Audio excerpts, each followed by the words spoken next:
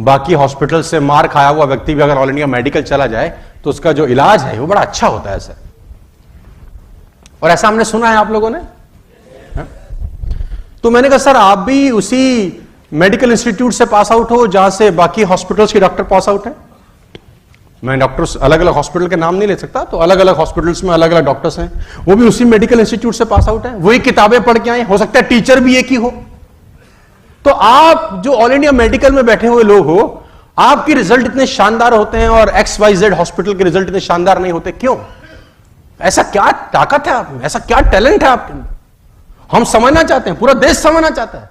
उसने बोला शर्मा जी बड़ा सिंपल है। तो मैंने बोला क्या? बोला एक्सपीरियंस। मैंने बोला एक्सपीरियंस मतलब? बोला एक्स हॉस्पिटल का डॉक्टर पूरे 2 महीने में जितनी ओपीडी देखता होगा, कह रहा मैं 2 दिन में देखता हूं। 2 महीने में जितने केस देखता होगा, मैं 2 दिन में मेरी आंखों के सामने से निकल जाते हैं। उसके लिए कोई केस नया हो सकता है, मेरे लिए वही केस 100 बार आ चुका है। मैं ह्यूमन साइकोलॉजी समझ गया। अगर आप ह्यूमन साइकोलॉजी समझ गए तो सेल में आप मास्टर हो सकते हैं। सिखाना चाहता हूं आज आपको मैं ह्यूमन साइकोलॉजी। लिखना बंद करो, लिखना बंद करो और दाहिने हाथ की कोई भी 3 उंगलियां उठाओ, फटाफट फटाफट। हां ठीक है, अब तुरंत अपने दिमाग में एक फर्नीचर याद करो, आंख बंद करके। तुरंत, बदलना नहीं है, कुछ भी याद करो, फर्नीचर अपने दिमाग में आंख बंद करके। तुरंत कोई भी एक फूल याद करो, तुरंत कोई भी एक कलर याद करो, तुरंत 1 से लेकर 10 तक कोई भी नंबर याद करो। बस अब मैं आपको बताता हूं, 90% लोगों ने अपने दाहिने हाथ की यही 3 उंगलियां उठाई होंगी। This is human psychology. 90% लोगों ने फर्नीचर में कुर्सी सोची होगी। This is psychology. 90% लोगों ने गुलाब का फूल सोचा होगा। This is psychology. 90% लोगों ने 1 में से 10 में 7 नंबर सोचा होगा। This is psychology. 90% लोगों ने लाल रंग सोचा होगा। This is human psychology.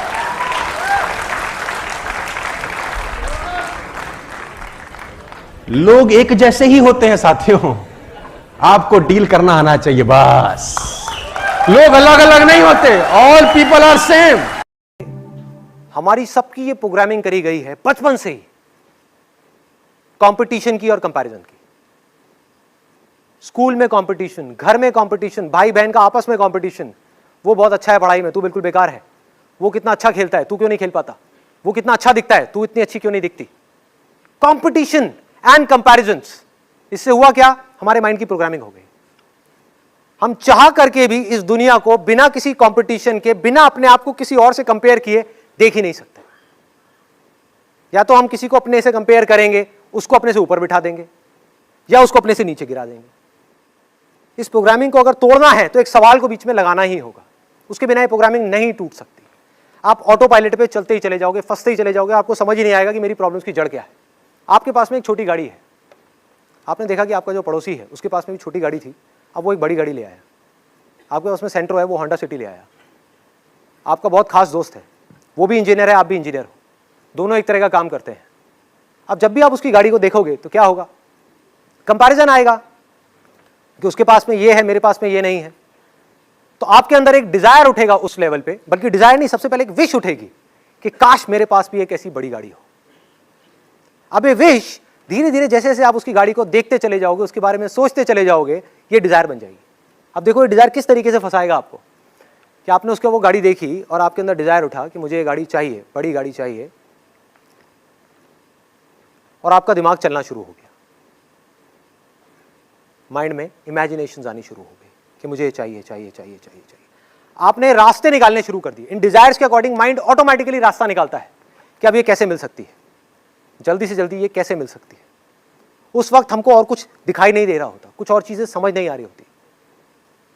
और हुआ क्या कि आप गए और कुछ महीने बाद जा करके एक गाड़ी खरीद करके ले आए, फाइनेंस करा ली। आपकी इतनी कैपेसिटी नहीं है उस गाड़ी को अफोर्ड करने की, लेकिन डिजायर बहुत स्ट्रांग था, तो उसने वो करवा दिया काम आपसे। अब जैसे ही आपने फाइनेंस कराई, आपकी जो सेविंग्स थी वो भी उसमें लग गई, प्लस मंथली इंस्टॉलमेंट्स बन गई। आपकी सैलरी का एक बहुत बड़ा हिस्सा 20% या 30% उस इंस्टॉलमेंट में जाने लग गया। सोचो, अगर आपके बॉस को इसके बारे में पता लग गया तो वो क्या कर सकता है? गाड़ी से आपको इतनी अटैचमेंट हो गई, उस पर किसी ने स्क्रैच मारा तो लड़ाई झगड़ा, कुछ भी हुआ तो प्रॉब्लम, हम चिपकते ही चले जा रहे हैं उस गाड़ी से। EMI कहां से दूंगा, मेरे घर के खर्चे कहां से निकलेंगे, ये कैसे होगा, वो कैसे होगा, फंसते चले गए। आपके अपने डिजायर ने बॉस के थ्रू आपको फंसा दिया, और उसके बाद में जैसे जैसे आप आगे बढ़ते चले जाओगे, वहां पर जितना आपका टॉर्चर होगा, वो टॉर्चर आकर के आप कहां निकालोगे? अपने घर पे, अपनी फैमिली पर गुस्सा करोगे। तुम्हें पता नहीं है मेरे पे कितना प्रेशर है, मेरे पे कितना स्ट्रेस है। इस स्ट्रेस को क्रिएट किसने किया? जहां आपके डिजायर्स की वजह से आपने अपनी चादर से ज्यादा पैर फैलाए, प्रॉब्लम शुरू। अब सोचो इसमें करना क्या है, इस सिचुएशन से कैसे निकल सकते हैं? कि जिस वक्त हमारे अंदर ये डिजायर उठे कि मुझे भी ये बड़ी गाड़ी चाहिए या कुछ भी चाहिए, तो अपने आप से रुक करके पूछना है, क्या सच में मुझे चाहिए, या सिर्फ कंपैरिजन की वजह से, कंपटीशन की वजह से मैं अननेसेसरी अपने ऊपर एक प्रेशर क्रिएट कर रहा हूं? Do I really need it? जहां आपने सवाल पूछा, आप इस पूरी की पूरी प्रॉब्लम से 1 सेकंड में बाहर आ गए। जहां कोशिशों का कद बड़ा होता है, जहां कोशिशों का कद बड़ा होता है, वहां नसीब को भी झुकना पड़ता है। दोस्तों, बड़ी मंजिल के राहगीर कभी छोटा दिल नहीं रखा करते। यदि आप परिश्रम कर रहे हैं और आपके मन मुताबिक सफलता यदि नहीं मिल रहा है, तो आप बिल्कुल निराश ना हो। दोस्तों, कभी कभी आप देखते होंगे कि जब आप अपना 4 व्हीलर चलाते होंगे और गूगल मैप का यूज करते होंगे, तो गूगल मैप ने आपको बताया कि आपको लेफ्ट की तरफ जाना है, और आप कभी कभी ऐसा होता होगा कि आप लेफ्ट न जाकर राइट दिशा में आप चले गए। तो राइट दिशा में जाने के बाद क्या ऐसा होता है कि अब आपको वहां से कोई रास्ता नहीं दिखाई दे रहा है? गलत रास्ते यदि आप तय भी कर लिए, तो दोबारा जो गूगल मैप है, दूसरे रास्ते में जा चुके हैं, उसके बाद भी एक नया रास्ता वो बताता है, और फिर वह कहता है कि अब आप इस रास्ते से चलेंगे तो आप अपने लक्ष्य तक पहुंच जाएंगे। दोस्तों, मेरा कहना यह है कि कभी कभी आप मेहनत करते हैं, लेकिन आपका रास्ता जो है सही दिशा में ना हो, लेकिन आपका एफर्ट जो है, आप मेहनत जो है, दिन रात परिश्रम कर रहे हैं, लेकिन राइट डायरेक्शन आपको मालूम नहीं है, तो आपको निराश होने की जरूरत नहीं है। क्योंकि जिंदगी जो है, मेहनती इंसान को जो परिश्रम दिन रात दिल से कर रहे हैं, उन्हें जरूर है कि उनके लक्ष्य तक पहुंचाने में एक नया रास्ता मिल ही जाता है। तो दोस्तों, आप निरंतर मेहनत करते रहें, क्योंकि एक कहावत सत्य ही है कि जीतने वाले छोड़ते नहीं और छोड़ने वाले जीतते नहीं। क्योंकि हार और जीत के बीच के फासले बड़े होते हैं, परंतु नामुमकिन नहीं। प्रिय दोस्तों, जैसा आप लोगों ने जाना होगा कि लक्ष्य की प्राप्ति के लिए केवल कड़ी मेहनत ही जरूरी नहीं है।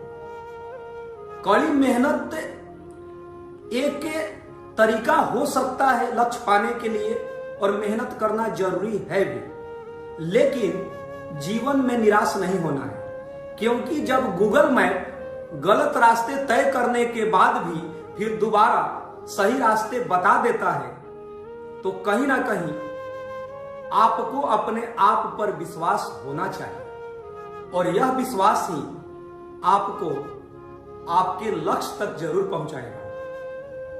आपको यदि अपना लक्ष्य चाहिए, तो होता क्या है कि हमको ये पाना है, हमको शोहरत चाहिए, हमको पैसा चाहिए, हमको इज्जत चाहिए, या किसी सफल इंसान को जो मान सम्मान प्रतिष्ठा मिल रहा है वो सब चाहिए। ऐसा बच्चे चाहते हैं, प्रत्येक स्टूडेंट चाहते हैं। लेकिन उस लक्ष्य तक पहुंचने के लिए ये आपको जानना जरूरी है कि रास्ते यदि टेढ़े मेढ़े भी हो, तो तो आपको चलते रहना है, चलते रहना है, चलते रहना है, क्योंकि टेढ़े मेढ़े रास्ते कभी ना कभी आपको सुखद रास्ते की तरफ जरूर ले जाएंगे, यदि आप उस टेढ़े मेढ़े रास्तों से पीछे लौट कर नहीं आएंगे तो आप लगातार आगे बढ़ते रहेंगे। कहने का मतलब यह है कि कई बार आप पेपर देते होंगे, जिस भी कॉम्पिटिटिव एग्जाम का आप प्रिपरेशन करते होंगे, तो मन मुताबिक आपको सफलता नहीं मिलता होगा, कई बार आपको निराशा भी मिलता होगा। लेकिन कुछ वैसे हैं जो कई बार निराशा के बाद भी उसे लगता है कि नहीं यार, अगले प्रयास में तो मैं पक्का कर जाऊंगा, और वो सफल हो भी जाते हैं। दोस्तों, अपने लक्ष्य को लिखिए। लक्ष्य को केवल माइंड में सोचना जरूरी नहीं है, लक्ष्य को लिखना जरूरी है। आप यदि किसी कमरे में पढ़ते हैं, वहां आप सोते हैं, तो आपको आपका लक्ष्य दिखाई देना चाहिए। आप फ्रिज के पास जा रहे हैं पानी लेने के लिए, या मतलब आप जहां भी निकले तो आपके पास जो आपके कमरे में अगल बगल आपके लक्ष्य दिखाई देने चाहिए। आपको वो बार बार आपको याद दिलाता रहे कि आपने खुद से एक वादा किया है लिखित रूप। लिखित रूप का मतलब आपने एक तरह का अपने आप से एक एग्रीमेंट किया है कि हमको इतने ईयर के बाद मेरा ये गोल है। तो आपको लगेगा कि यार मैंने तो लिख तो दिया था, लेकिन लगता है कुछ मेहनत में कमी है। वो बार बार आपको याद दिलाएंगे, और वो याद जो है आपको मेहनत करने पर विवश कर देगा। तो प्रिय स्टूडेंट्स, हमेशा अपने आप पर विश्वास रखें और कभी भी अपने को छोटा न समझें। छोटा शब्द से एक बात याद आया कि जब हम लोग बहुत छोटे, बचपन की बातें मैं बता रहा हूं, ये सभी के लिए है, कि जब दो छोटे छोटे दोस्त एक दूसरे से झगड़ते थे, तो आप देखते होंगे कि फिर अगले दिन वो साथ एक दूसरे के साथ खेलते थे। मतलब आप समझिए, बहुत मतलब आप बहुत बचपन की मैं बात बोल रहा हूं कि छोटे बच्चे एक दूसरे से झगड़ते हैं तो फिर अगले दिन साथ खेलने लगते हैं। लेकिन जैसे जैसे जैसे जैसे हम बड़े होते हैं और हमें सामाजिक और शैक्षणिक हर तरह का ज्ञान भी प्राप्त हो जाता है, तो ज्ञान किस काम का कि जब हम बड़े होते हैं और किसी दोस्त मित्र या अपने करीबी से मनमुटाव हो जाता है, तो हम लोग एक दूसरे को देखना पसंद नहीं करते हैं, या वो सोचता है कि यार यदि वो हमसे बात नहीं कर रहा है तो मैं भी नहीं करूंगा। अब बताइए कि वो बचपन प्यारा था कि आप बड़े हो गए तो वो प्यारा है। तो जब आप बड़े हो रहे हैं तो आप अपने सक्सेस को बड़ा कीजिए, अपने व्यवहार को छोटा रखिए। छोटा का मतलब बचपन जैसा रखिए अपने व्यवहार को, और आपका व्यवहार ही है आपकी बुलंदियों तक तो जरूर पहुंचाएगा। दोस्तों, जो छोटा बीज होता है वही जाकर कभी ना कभी विशाल वृक्ष का रूप लेता है। इसी तरह जब बड़ी सफलता आपको चाहिए तो आप धैर्य बनाए रखें, और आपका धैर्य ही आपको आपके लक्ष्य तक ले जाएगा। इसीलिए आपको निराश होने की बिल्कुल जरूरत नहीं है।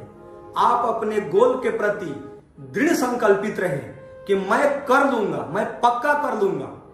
और आपका ग्राफ जो है एक कर्व की तरह इंक्रीजिंग ऑर्डर में होने चाहिए। धीरे धीरे धीरे धीरे ही छोटे छोटे छोटे छोटे पॉइंट मिल मिलकर एक बड़ी सफलता तक आपको लेकर जाएगा। तो वही बात मैं लास्ट में कह रहा हूं कि बड़ी मंजिल के राहगीर छोटा दिल नहीं रखा करते। जहां कोशिशों का कद बड़ा होता है वहां नसीब को भी झुकना पड़ता है। धन्यवाद।